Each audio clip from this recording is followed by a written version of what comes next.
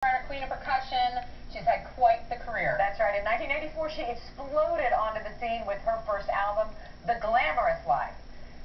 That album and song, along with her music video, helped cement her status as the Queen of Percussion.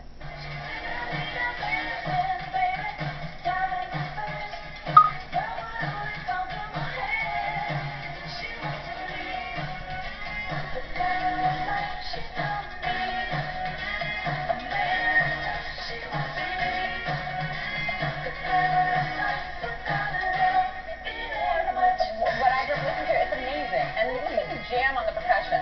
That's right. I mean, can I just ask you, let's just start with that. Who taught you how to play the drums? Watching my daddy play. Still playing. We all still play together. We just played Thursday for a celebration for my birthday, yeah. And your godfather was Tito Puente. Yes. And now, we're saying, back then, now you have a new album, her latest album, Iconic Message for America, which has been described as a musical movement for these times. It's weird to saying this album is so fitting for what's going on in our country, around the world. So what sparked this?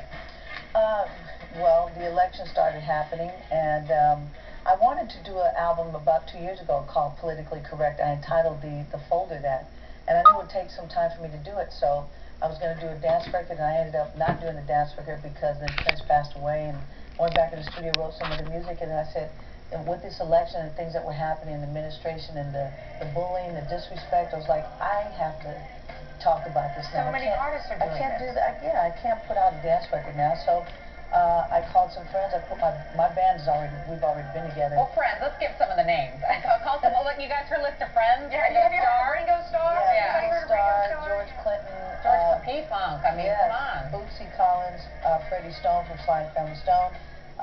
Candy Dulfer, two activists, Dolores Huerta and Angela Davis. Dolores. Hey, B, so the funky national anthem, to talk about the taking a knee and the Black Lives Matter in relation to the song. Well, it's not even that. It's really just disrespect to people in general, you know.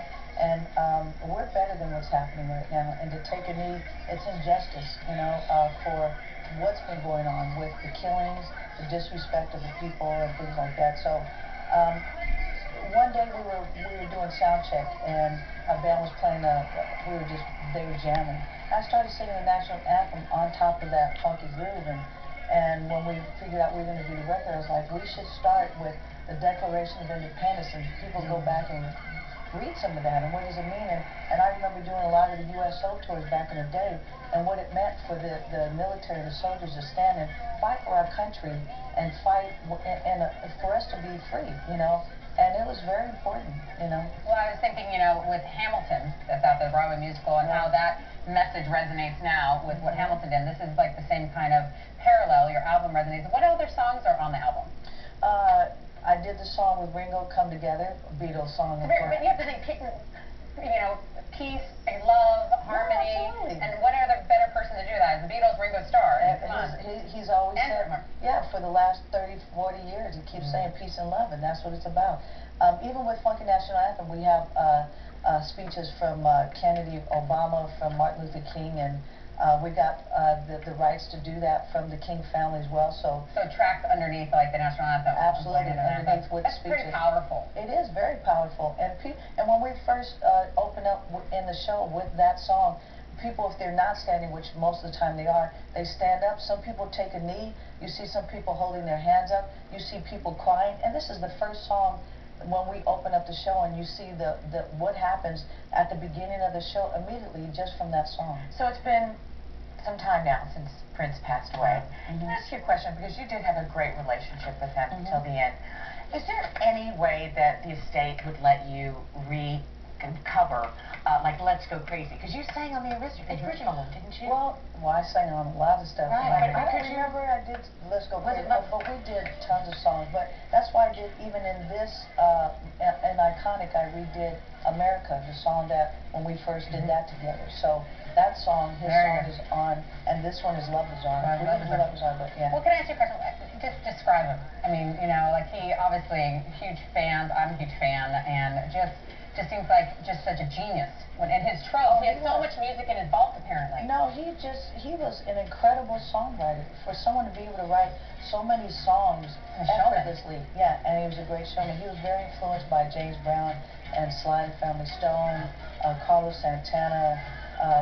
Were you nervous to play with him, though? Because you're a female in that business, probably back then, being a percussionist. No. You just brought it. No. Good for you. He probably was no, but he was supportive. Well, first of all, when I first met him, no one knew who he was. Right. And I had already been established as an artist. That's right. No, so that was the connection. He loved what he's like, I've been following your career. Awesome. I want to hire you. How much do you make? I hope you jacked up that price. I hope you set the bar high. Yeah, he said he couldn't afford me. So what are you hoping for in the end with this album? What conversation do you want to spark? Conversation really is bringing people together with peace and love. We can unite people. The division and that is happening from hatred and disrespect and bullying is awful, and it's divided our country. So we really want to bring people together, and we've been able to do that through music and through the arts, and that's what's so awesome. Do you mentor anybody? Do you mentor any young women? I do, as often as I can. Yeah. All right, but here's the thing. The point is, love wins. Love always wins. Love always wins, and today is a special day for you.